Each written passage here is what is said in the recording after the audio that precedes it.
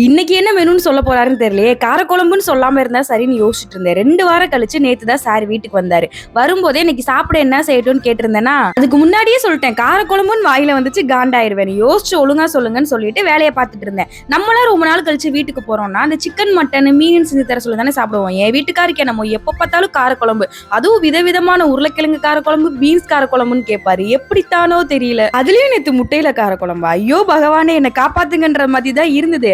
ஆக்சுவலா இவங்க ஊர்ல சாம்பார் தவிர மத்த எல்லாத்துக்கும் காரக்குழம்புன்னு தான் சொல்லுவாங்க போல. நல்ல வேலையா இப்போ வரைக்கும் சிக்கன்லயோ மட்டன்லயோ காரக்குழம்பு செஞ்சு கொடுன்னு கேட்காம இருக்காரு. அது வரைக்கும் ஓகே. இந்த ஊர் விட்டு வேற ஊர்ல கல்யாணம் பண்ற எல்லாருக்குமே ஒவ்வொரு விதமான பிரச்சனை இருக்கும். ஆனா எனக்கு என்னமோ இந்த காரக்குழம்பு தான் மெயின் பிரச்சனையா இருக்கு. என்னத்த சொல்றதோ தெரியல. என்ன மாதிரியே கண்டிப்பா ஒரு சிலர் இருப்பீங்க. இந்த மாதிரி ஊர் விட்டு ஊர் கல்யாணம் பண்ணி உங்களுக்கு என்ன பிரச்சனைன்னு சொல்லி கமெண்ட்ல ஷேர் பண்ணுங்க. அவர் கேட்டது முட்டை காரக்குழம்பு. நான் என்னோட ஸ்டைல முட்டை கறி குழம்பா செஞ்சு கொடுத்துட்டேன். கேட்டது முட்டை தானே, எப்படியோ ஒண்ணு வச்சு சாப்பிடுங்க. அவ்வளவுதான். நாளைக்கு மினி விளாக்ல பார்க்கலாம். பாய்.